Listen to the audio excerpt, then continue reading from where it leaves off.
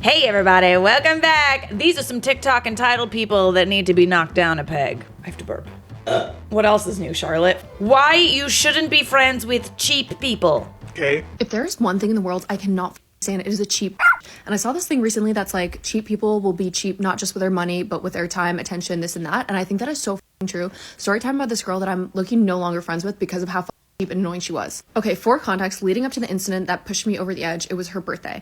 And listen, I'm down to spend on someone's birthday. Me and her were good friends, and there's a lot of anxiety around coming around birthdays. I'm always going to be there for you on your birthday if we're friends. Mind you, she picked this restaurant. It was like an hour away. It was really far. It was very inconvenient. It was in Brooklyn. She didn't even live in Brooklyn. I feel like she was just doing this to like be quirky, but I was like, you know, whatever. It was like $120 Uber for me personally from where I live to go to the dinner, but still, that's like my cost, you know, whatever. I go to the dinner. I wasn't drinking. I was coming off a sickness, so I had to be dry, but I obviously expected everyone else to be drinking and still split the bill evenly and treat her to her, it's her birthday dinner, you know, I didn't have a problem with that. That being said, I feel like 2, maybe even 3 rounds of drinks is one thing, but people were having 5 rounds. Some people had 6 rounds of drinks at this dinner, okay? And they were ordering shots. Even so, whatever, happy to do it. It's her birthday, paid the bill. I went home, spent another $100. So it was, and the bill came out to be like $300. So I spent about $500 total on her birthday dinner. And I got her a small gift, so I spent at least $500. What's the problem? Then a couple weeks later, our mutual friend is coming to visit from DC, and she wants to get dinner, the 3 of us, and she told me she wants to go out and like have a whole night, and I'm like, yes, like let's plan dinner. Okay. $500 on a birthday dinner. That's a lot. That's a lot to expect. I'm sorry. Especially for someone who lives, I'm guessing, in New York. That's like a lot. So part 2, my friend that's visiting wants to have dinner on Friday night because she has this like long-term boyfriend, and she said she wanted to go out with us in New York, this and that. And I agree, and my other friend that she wanted agrees. So this poor girl who's visiting ends up booking the dinner reservation when it really should have been one of us, but she makes the reservation for like, I don't know, like 8 o'clock or something like that. And literally 2 days before the dinner, the cheap girl friend goes, no, can we actually do it earlier at like 7 p.m. or like 6:30 p.m. because I'm running a half marathon that weekend. I wouldn't really think anything of this, but she always does this. Like every plan, I feel like she would deliberately like change it because of something she had to do, and this excuse sounded legitimate, so I was like, okay. But I just had a feeling like this was like a bad omen, so we changed the reservation to early, and I'm thinking, what are me and this other girl gonna do from 6:30 p.m. when the bars and stuff won't get good until 11? Like that's kind of inconvenient for us, but fine. The day rolls around and the girl's like, sorry, 6:30 is too early. Can we change it back to 9? Like I'm caught up with work. Everything has to be around her. She is like, I think cheap people are very selfish. But again, oh my God, fine. So we change it to 9. We finally meet up at this dinner. She always also does this thing where whenever we go to dinner, she's like, I already ate. And then we'll sit down. Then why did you have to change it? Rude. You know we have dinner. Why would you already eat? Then she sits down and proceeds to like order stuff on the being like giving her input on stuff on the menu, and I'm like, you said you weren't eating, like why are you giving this input? Which is exactly what she did. And then I'm like, dude, are you eating or not? Because we're gonna order for 2 people or we're gonna order for 3. I'm starving, okay? And she was like, no, I'm not eating. And then everything that would come out, she would like eat like more than half of it. And it would be one thing if this happened one time, but it's like her MO. Like everyone says that she does this. It's crazy that that's your reputation. Oh, and I also asked her at the dinner, like, oh, what time's the half marathon tomorrow? It was on Sunday. We were having dinner Friday night. You can't have dinner at 9 p.m. on a Friday night because of a half marathon you're running on Sunday. Anywho, we're done eating. She probably ate the most out of any of us. And when the time comes where she doesn't want to split it, some guy comes over that she ran into, and she's kind of talking to him on the side. And so me and my friend put our cards down, and she was like looking this way, and the waiter comes and takes the bill with just me and her card. And the guy goes away, and she looks back, she sees she didn't put her card down, and she's like, oh, and I'm like, get your up. The man's right there with the card reader. She's like, well, he already left. I'm like, put it down. She's like, oh, I thought maybe because of my birthday, like you guys were gonna treat me. I already treated you $500 2 weeks ago. Okay, it's one thing the other girl hadn't seen her. If they were having one-on-one dinner, yeah, maybe the other girl would have treated her, but I'm not paying another dime for your again. This had me fuming. Eventually we forced her to pay the bill. Mind you, my birthday's like a month later. She didn't get me a gift. She didn't even show up to my dinner. She said she had other plans. Selfish. I gotta say, I didn't really know where you were going with this. Like, I heard, like, don't be friends with cheap people, blah, blah, blah. And I'm like, oh, yeah, sometimes people do have, like, financial issues, though. Like, some people are not as financially able to, like, spend money as you are. But I'm sorry. The minute that she said, oh, I'm not eating, I knew. Because I also have a friend that says, oh, I'm not really eating anything. and then proceeds to eat and drink everything. She does that as like a precursor so that you think that she's not going to be a part of the bill. It's like, just so you know, I'm not eating, so I'm not going to be splitting. And then it's the not getting you anything on your birthday. Yeah. Listen, you don't gotta spend money in order to be able to show up for other people, okay? If this friend really is in a position where she's not able to spend money, then that's okay. But what isn't okay is not putting in any effort at all. Cards cost $10. All right, you can write a nice message. You can make something for someone. You can make them a playlist. There are plenty of things that you can do for someone that are free, that show effort, okay, for them on their birthday, especially if they've done it for you. Ugh. I'm always of the opinion of like, listen, you're not in the same position with money. I got you. Like to be generous, like to give lots to my friends, lots to make sure that everything is okay, but don't expect it. Don't think Sugar Mama Charlotte is just gonna come and pay for everything. I don't need to spend any money. That! I do be a sugar mama though. Like, that's my own fault. And you would too, I would hope. If you could, you would. It's just when people start to expect it. Takeaway owner replies to all the reviews she gets, and honestly, it is the funniest thing I've seen all day. Check this out. Nathan has left a 2-star review and he said, 45 minutes late, won't be ordering again. And the owner has replied and said, hi Nathan, for the 1 millionth time, stop exaggerating, 10 minutes max if it was late, and I very much doubt it was. This customer's ordered this salt and pepper chicken and prawn box, and to me, this looks pretty good, but wait until you see the review. Laura's left a 2-star review and she said, the food was terrible. I ordered a chicken dish and got small pieces of battered dry chicken mixed in with battered prawns. Totally ruined this dish. Good job, I'm not allergic to prawns. I won't be ordering from them again. Wait until you see the owner's reply. Hi Laura, will you please open your eyes and read the descriptions? You ordered the special sweet and sour which contains king prawns. You got what you ordered, so how was this our fault? The food was fresh and perfectly cooked. We are good, but mind reading the stupid is not one of us. Oh wow! Harry's left a 1-star review and she said the food was terrible, paid £17 for a box, nothing but chips that looked like they were cooked yesterday, 2 onion rings and everything else was unrecognisable. And the owner then replies and says, you ordered a vegetarian munchbox and then called the shop to complain there was no meat in it. We sent what you ordered and there was nothing wrong with it. The bad review is to cover your error. By the way, this is in the vegetarian munchbox. Salt and pepper chips, salt and pepper mushrooms, green pepper, salt and pepper tofu, vegetable spring rolls, vegetable curry samosa and onion rings. So how was it all chips? Please do not call again. Period. This is the definition of I'm taking my business elsewhere. Good. Please take it elsewhere. Take yourself elsewhere. Don't care where, just elsewhere. Over there. I don't care. Just elsewhere. Spitting bars. I love that the owner's actually responding. Like, that's hilarious. Please open your eyes and read. Good. Yes. Good. A+ response. She kind of looks like she would be a savage, though. Like, look at her. Look at her. This woman does not take no shit from no one. This is her passion. We are good, but mind reading the stupid is not one of our skills. She cooked your food and she cooked you with that statement. Well done. No pun intended. Well, a little bit. A little intended. I totally forgot this happened. So I'm like restocking, preparing for clothes. Yeah, I really wish I knew how I was getting home today. Oh, do you not have a ride? Yeah, my boyfriend was gonna pick me up, but he can't, so I'm just trying to figure it out. Oh, girl, I got you. I can give you a ride tonight. Really? Oh my god, thank you so much. The next day.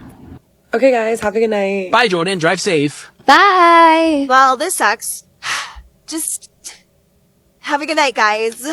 Wish I knew how I was getting home. Oh, are you still waiting on your ride? I can stand here and wait with you so you don't have to wait by yourself. My mom was supposed to get me after her shift, but she's still not here yet. She doesn't answer any of my calls. I don't know if she's coming. Ooh, do you want to try calling her again? My phone is about to die, so. Oh, do you want to use my phone to call her? I don't think she's gonna answer. Okay, well, do you want to ride home? Oh my god, really? Yeah, thanks. That would be great. So this becomes an everyday thing, okay? And I'm nice, so I keep offering her rides home, okay? Then we get to like 2 weeks later. Really wish I knew how I was getting home today. Yeah, good luck with that. Don't know what I'm gonna do. I've called everybody. Nobody can take me home. Sorry, I would offer you a ride, but I actually have plans after work. Do you have plans after work? But how am I gonna get home? I don't know, but good luck. So you're not even gonna offer to, like, buy me an Uber? No. You could always order yourself an Uber. I don't have money for that. So, Okay, well, good luck figuring that out, but I have to go. are you seriously you're not gonna help me get an Uber? You can't even drop me off? Like, you're seriously so fake. After I was you just like, just gave her a girl, ride for 2 weeks Good straight. luck getting home. And she got picked up after work, so I don't really, I don't even understand. Okay, let me tell you a little something. Come here. Let me tell you the legend of the bus. I did the bus. I took the bus every goddamn day. Some days I couldn't take the bus because I didn't have any money. I'd rather save $7 to and from and just walk home. But I was a bus girly. I took that bus, I rode on the back of the bus, popped my headphones in, kept my head down, sucked it up. Didn't expect no rides from nobody. This is how I know she's entitled, because it's like, just take the bus. Just take the bus, okay? We all had to do it. Now you gotta do it. Did I like taking the bus? No, I didn't like taking the bus. Sometimes I wouldn't know where to look on a crowded bus, and I'd be looking around looking for things to look at, but there's nowhere to look. And if you look in the wrong direction at the wrong person, they might think you're staring and they might want to punch you. Just me? Got it. Yep. Sunglasses, AirPods on the bus, always. But by George, I did it. I waited in snow drifts, on benches in 30-degree heat with a 20-pound photography backpack. In my day. God, that's what I sound like. In my day, I walked 15 miles in the snow and then hopped on the back of a tractor. I did, though. I did. Suck it up. Moving on. Get ready with me while I talk about why me and one of my best friends since high school are no longer friends. She definitely claimed to be a girl's girl, and I literally had rose-colored glasses on our entire friendship until the last straw. On one of my birthdays, we took a group trip to New York, and on my actual birthday, I wanted to get pizza at this place called Lucali. This place doesn't take reservations, so I had to go there, but it turned out that I didn't have that much time to get ready, so I was gonna have my friend bring my makeup, and then I would do my makeup while we were waiting for our table. This friend told me not to wear makeup because she wouldn't have time to wear makeup before dinner. And this is like my actual birthday, the day of my birth, that she's telling me not to wear makeup because she can't. We did a lot of things together. One of them was going to parties. If I would talk to people without her, she would say that I was chasing other people, quote unquote, when I was literally just getting to know them and making new friends. So from then on, we made a pact to talk to people together only. I've always been a very naturally outgoing person, and I literally felt like I had to change my personality in order to be friends with her. Whoa. Essentially, she just wanted me to stand next to her while she was talking to them and be quiet. Not to mention, mostly when I would hang out with her, she would make me come to her. She would never come to me, but I feel like there should be a balance. Yeah. It doesn't sit right with me. The breaking point is when I hadn't seen her for literally months. Mind you, she also missed my birthday, and that was totally fine. She was sick, and it's like, prioritize your well-being, get better, we'll celebrate another time. She never hit me up to be like, let's get dinner and celebrate your birthday, because I couldn't be there. Every year for her birthday, I would make sure that we celebrated her birthday in some way, and I was not getting that back. She labeled our friendship as, we're not just friends, we're soulmates. And so to have someone call me their soulmate and say I'm their number one priority over their boyfriend, that comes with expectations. So I text her and I'm like, hey, you've called us soulmates, but I feel like that's set some unrealistic expectations for me. Can you help me manage my expectations? Because we talked about us not seeing each other for a while, and she was just like, oh, I was moving and, you know, work's been busy, so on and so forth. I would have been happy seeing her literally for 30 minutes. I feel like everyone has 30 minutes out of their day. I would literally come to her, like I always have, to see her, and I would have been happy with that. Anyways, she was like, why don't we hop on the phone and talk about this? We don't find a time to talk until a few days later, and this is where it goes down. I jump on this phone call thinking we're just gonna try to find a way to meet, and that was not the case. This phone call turned into 30 minutes of her yelling at me on the phone. We agreed on a time to get on the phone, but then she was busy during that time. I tried calling her, and then she called me back later, but she called me back 5 or 6 times in a row. Anyways, we finally get on the phone and it turns into her yelling at me and being very condescending. She is like, I want you to repeat back what I just said so I know you understand. Whoa! Because clearly you have not been getting it. I've never been spoken to so condescendingly in my entire life. The thing is yes, it could have been an off day for her, but I think a normal person would have understood how rude they were being and apologized the next day or week or in a month. Also, I understand being frustrated with someone, but if you're gonna tell me something, you don't have to yell at me to get the message across. I will listen better, actually, if you don't yell at me. And after that phone call, this was back in October of last year, she hasn't said anything. She never texted me. She never called me. And I haven't said anything either. I recently just unshared my location, so I feel like I've gotten a little bit of closure. I ultimately deserve a friend who's actually gonna be a girl's girl. In a lot of ways, she was a good friend, and in a lot of ways, she was not. So I mean, listen, I know you said that she was your soulmate, but it kind of just sounds like you were her bitch a little bit. And I say that with love, all right? Also because I have also been people's doormats, okay? You know what I mean? Like, they like to be able to have a best friend, but they don't want to be a best friend. They like all the things that come with having, you know, someone to call, someone to complain to, someone to wrap around their little finger. But when it comes to showing up for you, crickets. Crickets. Honestly, I genuinely feel like a very good way to tell this is what you said. You said that you only ever go to see her, okay? Like, nobody's keeping tabs. It shouldn't be like, you know, one the other, one the other. Like, hopefully, yes, it just naturally becomes that way. Each person in a relationship has to be making the effort to kind of like go to that other person's area of town, meeting in the middle. It should not just be one person making the bulk of the effort. You have someone for dinner, they have you for dinner. You take somebody out, they take you out. You travel across town, they travel across town. And if they're not doing it, this can even be as simple as, okay, let's say you have a friend and you feel like the only thing keeping your friendship alive is you reaching out. I recently realized that I had this friend and I would constantly check in on her and stuff because I really liked her. Like, I liked her a lot. She was great. And when we would hang out, it'd be amazing. But I just kept kind of noticing that it was only ever me that was the one that reached out.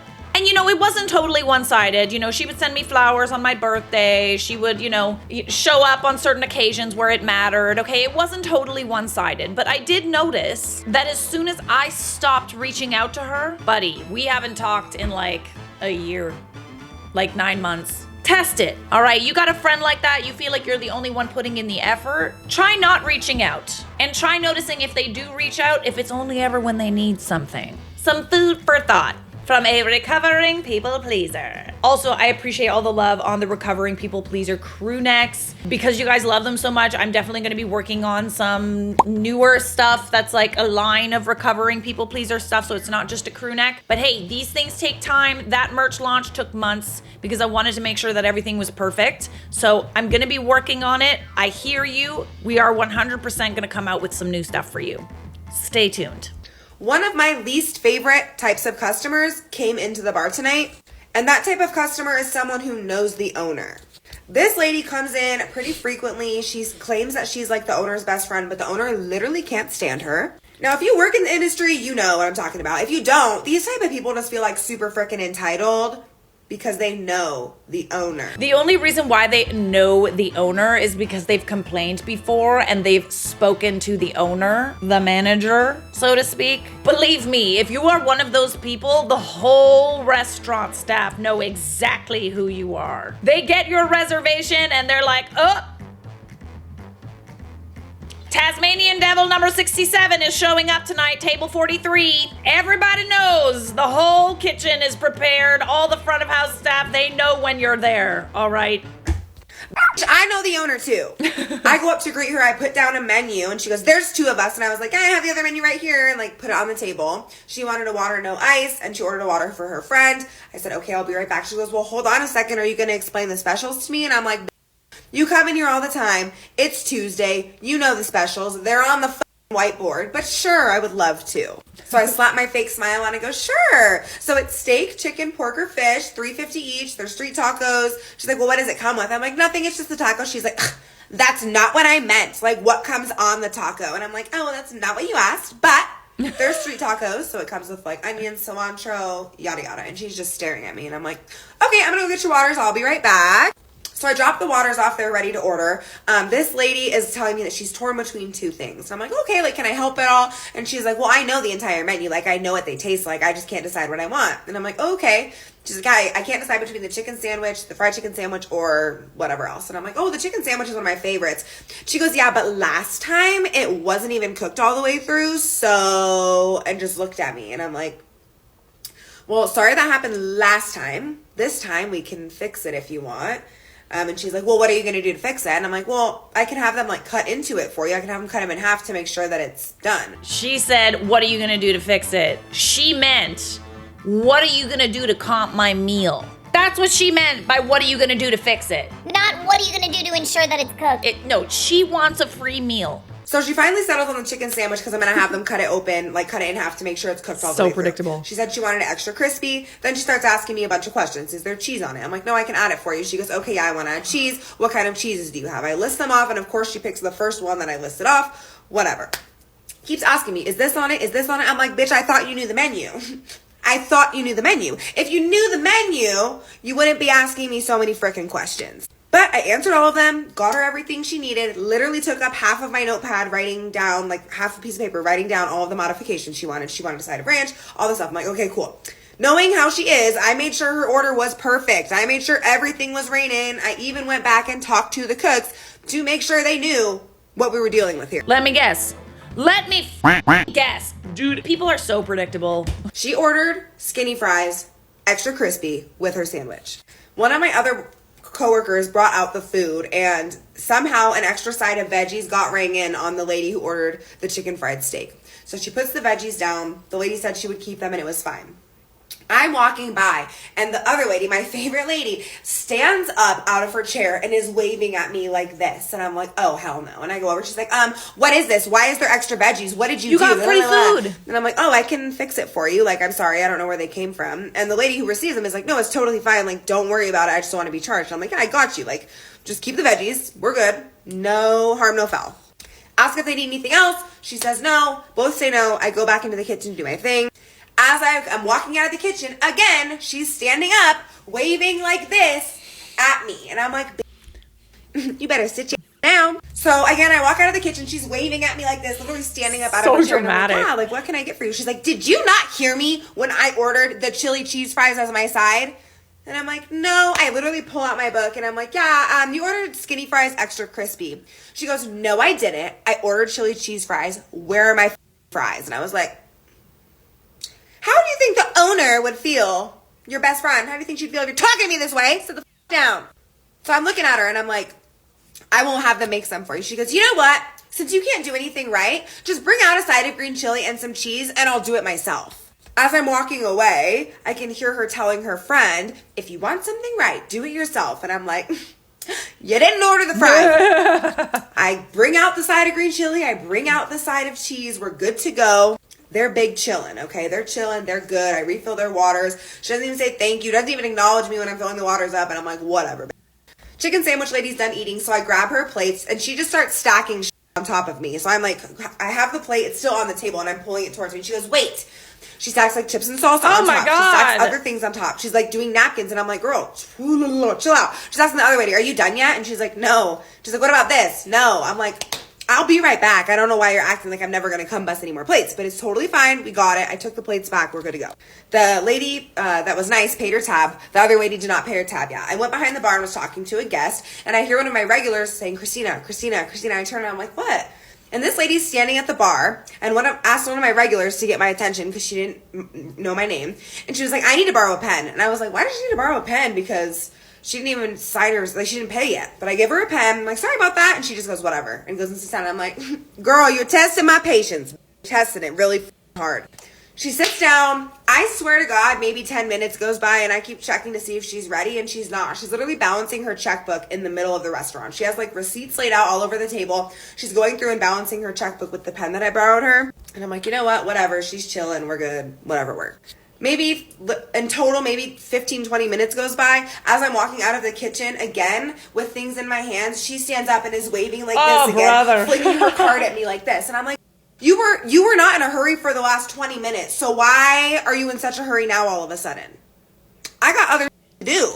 I come over there and she goes, well, about time you got here. And I was like, well, ma'am, I have other tables. I'm really sorry. Like, you were fine. Blah, blah, blah. She's like, you charged me for the ranch and it never came out.